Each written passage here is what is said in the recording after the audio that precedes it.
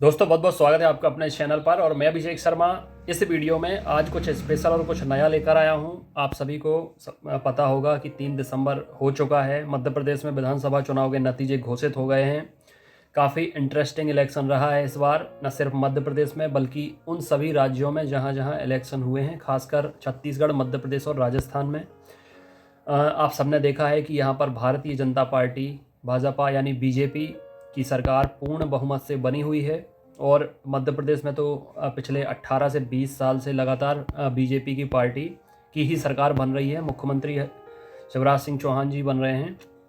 अब सबसे बड़ी बात यह है कि राजनीति वैसे तो एक अलग मुद्दा है, लेकिन चूंकि कहीं ना कहीं हर व्यक्ति का जीवन सरकार से जुड़ा है, राजनीति से जुड़ा है और हर कोई अपने मत का प्रयोग करता है, तो जाहिर सी बात है इलेक्शन के जो नतीजे हैं, जो परिणाम हैं, बहुत बहुत ज़्यादा महत्व रखते हैं। और सबसे बड़ी बात, इन 4-5 सालों में अब रोजगार के क्षेत्र में क्या होने वाला है, क्या उम्मीद लगाई जा सकती है सरकार से, तो फिलहाल मैं इस वीडियो में आपको कुछ खास बताने वाला हूं। तो जितने लोग नए हों चैनल से जुड़ सकते हैं सब्सक्राइब करके, बेल आइकन प्रेस करके, और इसके साथ साथ एप्लीकेशन डाउनलोड कर लीजिए। व्हाट्सएप ग्रुप से भी जुड़ जाइए, मेल फीमेल के अलग ग्रुप हैं, टेलीग्राम चैनल भी है। अब हम आगामी भर्ती परीक्षाओं की प्रिपरेशन करेंगे।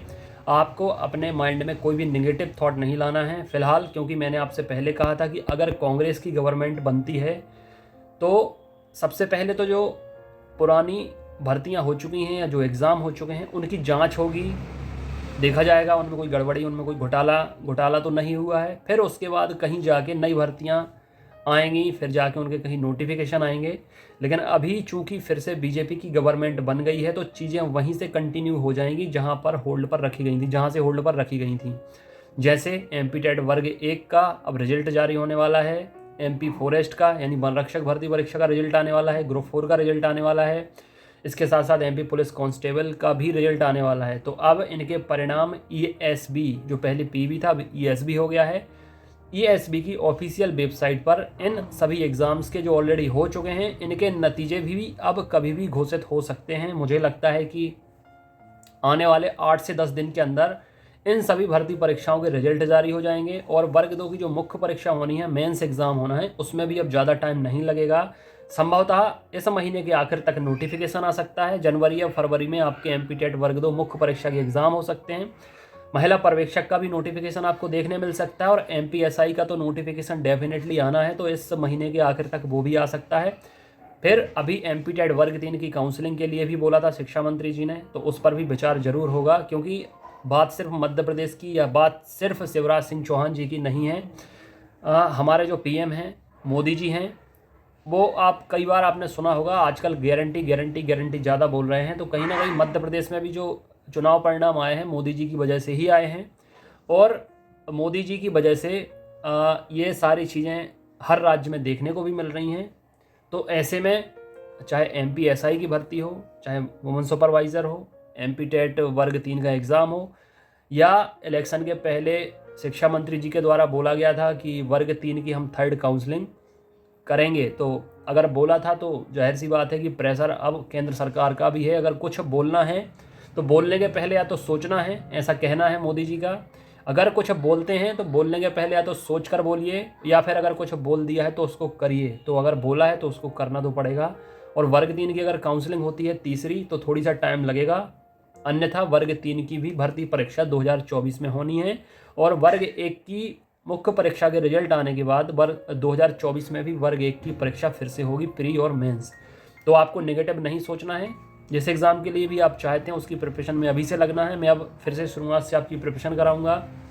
एप्लीकेशन पर ऑनलाइन नोट्स भी मिलेंगे, घर पर भी नोट्स मिलेंगे, टेस्ट भी मिलेंगे, गाइडेंस भी मिलेगा, टाइम टेबल मिलेगा, पूरी स्ट्रेटेजी बताऊंगा, कंटेंट मैं प्रोवाइड करूंगा, डायरेक्शन मैं आपको दूंगा, गाइड मैं आपको करूंगा। सिर्फ आपको टाइम निकालना है और फॉलो करना है। 2024 आपके लिए स्वर्णिम समय हो सकता है। अभी तक जिसका समय जितना भी बुरा चलता रहा हो अलग बात है, लेकिन 2024 यानी आने वाला साल आपके लिए काफ़ी बेहतर रह सकता है, बशर्ते आप चीज़ों को फॉलो कीजिए। आपने माइंड से निगेटिविटी निकाल दीजिए।